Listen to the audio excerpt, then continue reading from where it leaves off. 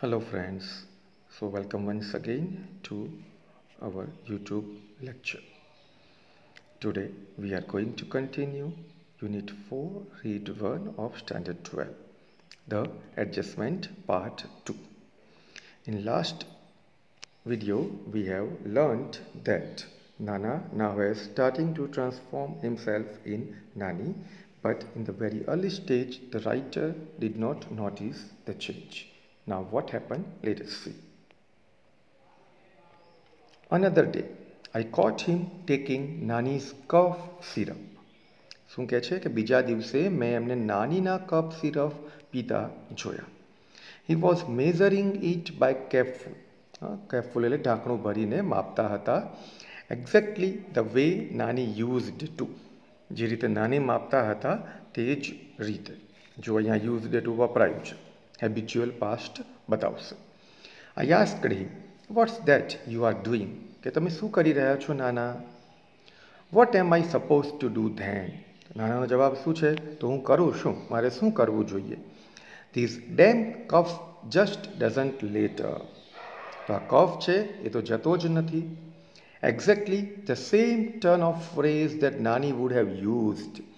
હવે કયા પ્રકારના શબ્દો છે કે જે નાની વાપરતા હતા તે જ શબ્દોનો, તે જ ફ્રેઝનો, તે જ ટોનનો અત્યારે નાના પ્રયોગ કરી રહ્યા હતા. He paused and said, થોડા અટકે છે અને શું કહે છે ફરીથી? When this bottle gets over, get me a new one. કે જ્યારે આ બોટલ દવાની પૂરી થઈ જાય, get me a new one. તું મને એક નવી લઈને આપજે. I was a little taken aback, surprised, stunned, આશ્ચર્ય પામવું. I had never heard him coughing.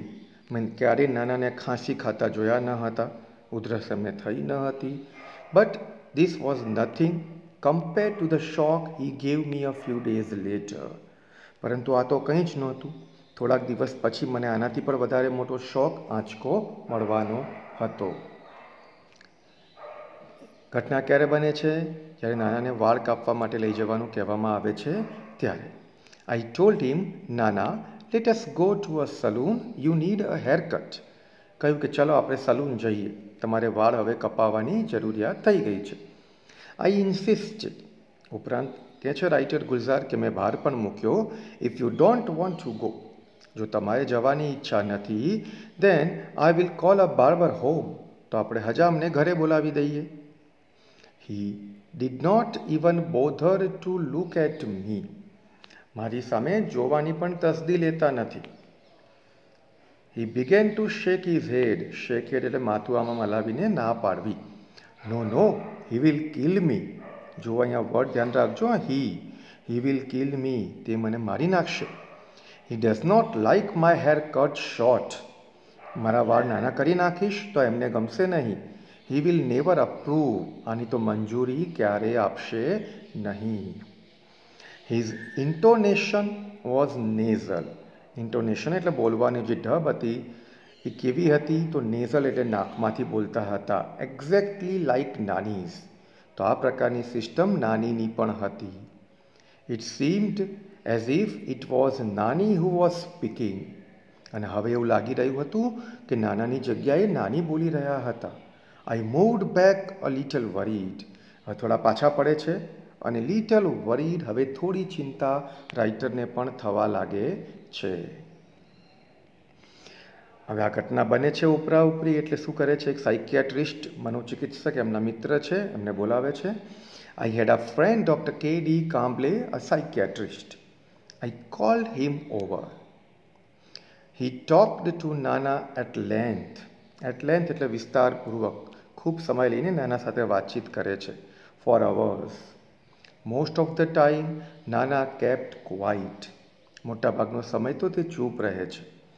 He did not answer most of Dr. Kamble's queries. જે ક્વેરી હતી, પ્રશ્નો જે હતા એમના, એના મોટા ભાગના જવાબ તે આપતા નથી. But when he did, he spoke like Nana normally did and in his own voice. પણ જ્યારે જ્યારે જવાબ આપે છે ત્યારે નોર્મલી નાના બોલતા હોય તેમ અને પોતાના જ અવાજમાં જવાબ આપે છે. Something else became evident too. બીજું પણ કેટલુંક સ્પષ્ટ થાય છે. શું? તો to one of the numerous questions that doctor Kamble asked him, કે કેટલાક જે પ્રશ્ન પૂછ્યા એમાંના કેટલાક પ્રશ્નોમાં નાનાનો જવાબ શું હતો? This only she can answer. જો અત્યારે શબ્દ વાપરે છે શી એઝ અ નોર્મલ નાના. I will ask her when she comes. તો એ આવશે એટલે હું પૂછીને તમને કહીશ. Doctor Kamble shot back. Doctor Kamble તરત જ પ્રશ્ન પૂછ્યો પાછો, વેર હેઝ શી ગોન? તો તે ક્યાં ગયા છે? The ends of his lips curled up a little in a smile. તો પોતાના હોઠ છે થોડા વાળે છે, નાનું મંદ મંદ સ્મિત હાસ્ય લાવે છે અને કહે છે, ઓ શી ડઝન્ટ રિયલી એવર ટેલ મી હર વેર અબાઉટ્સ. કે તે ક્યારેય વેર અબાઉટ્સ ક્યાં જાય છે એવું મને ક્યારેય કહેતી નથી, મતલબ મને ક્યારેય જાણ કરીને જતી નથી. When Nana left, Dr. Kamble said, he does not perceive your Nani as dead. તો શું હતું? પરસીવ એટલે માનવું, સમજવું, કે તમારા નાનીને મૃત સમજતા નથી. He has begun to live a double life. હવે બેવડું જીવન જીવવાનું શરૂ કર્યું છે. In fact, there is more of her and less of him. હવે એમનામાં વધુ પાર્ટ કોનો છે? હર એટલે નાનીનો, એન્ડ લેસ ઓફ હિમ ઓછો પાર્ટ પોતાનો છે. He has begun to think of himself as Nani. પોતાની જાતને નાની સમજવાનું શરૂ કરી દીધેલું છે. Whatever happens it happens to her. જે કંઈ થઈ રહ્યું છે કોને થઈ રહ્યું છે? નાનીને. She is the one who needs to be fed. તો જે ખોરાકની જરૂરિયાત છે એ કોને છે? નાનીને છે. She is the one who feels thirsty. તરસ લાગે છે તો કોણે? નાનાને નહીં પણ નાનીને. She is the one who feels pain. પીડા, જે પીડા છે એનો અનુભવ કોણ કરી રહ્યું છે? તે નાની, નાના નહીં. And it is he who tax the medicine. પણ દવા કોણ લઈ રહ્યું છે? નાના. કોની જગ્યાએ? નાનીની જગ્યાએ. કેમ? તો he only swallows the pills on her behalf. On her behalf એટલે ને બદલે. તો આ જે દવા ગળી રહ્યા છે એ નાનીને બદલે જ નાના લઈ રહ્યા છે. I drove the good doctor home. તો મેં ડૉક્ટરને ઘરે ઉતાર્યા. He said that Nana was suffering from a short of dissociative personality disorder. તો પર્સનાલિટી ડિસઓર્ડર છે પણ કેવો છે? ડિસોસિએટિવ એટલે અસમંજસમાં નાખતો. અને પર્સનાલિટી ડિસઓર્ડર આ એક પ્રકારનો રોગ છે જેમાં વ્યક્તિ બેવડું ડબલ લાઈફ જીવવાનું શરૂ કરે છે. The condition was little understood. હવે એમની સ્થિતિની બહુ ઓછી સમજણ પડી છે. He said and there was no sure cure for it. હવે આ પ્રકારના બેવડા જીવનની ડબલ લાઈફનું કોઈ ચોક્કસ ઉપાય પણ હોતો નથી, આનો પણ નથી. He said we will keep at it. આપણે પ્રયત્ન કરીશું. Do our best. આપણા શ્રેષ્ઠ પ્રયત્ન કરીશું. But at your nana's age. નાનાની ઉંમરમાં that kind of recovery is nearly impossible. આટલી મોટી ઉંમરમાં at the age of 85 recovery આવવી એ લગભગ અશક્ય વસ્તુ છે. As I was about to leave. હવે જ્યારે હું છોડીને જઈ રહ્યો હતો એ જ વખતે ડૉક્ટર કહે છે, he asked, tell me one thing. એક વસ્તુ મને કહો. How does it make any difference to you whether he is nana or thinks himself to be nani. કે તું મને કહે કે એ નાના છે અથવા તો પોતાની જાતને નાની સમજે છે તો તને એનાથી શું ફરક પડી શકશે? તારા માટે તો એ કોણ છે? Your relative. How does it change anything whether he eats raita by staying your Nana or refuses to eat raita by morphing into your Nani. તો કહે છે કે જો એ નાના તરીકે રાયતું ખાય છે કે નાની તરીકે રાયતું ખાવાની ના પાડે છે તો શું બદલાઈ જવાનું છે? Let him live his life any way he wants to. એને જે રીતે પોતાનું જીવન જીવવું છે એમને જીવવા દો. અહીંયા જુઓ વર્ડ એક સરસ આપ્યો છે, મોર્ફિંગ. મોર્ફિંગ એટલે નીચે લખ્યું છે transforming from one image to another. એટલે એક ચિત્રમાંથી એટલે એક વ્યક્તિમાંથી બીજા વ્યક્તિમાં રૂપાંતર થવાની ક્રિયા એટલે કહેવાય છે મોર્ફિંગ. એટલે નાના અવારનવાર પોતાની જાતને નાનીમાં ઢાળી દે છે. And now this is the last paragraph of our unit and surprise end of the unit.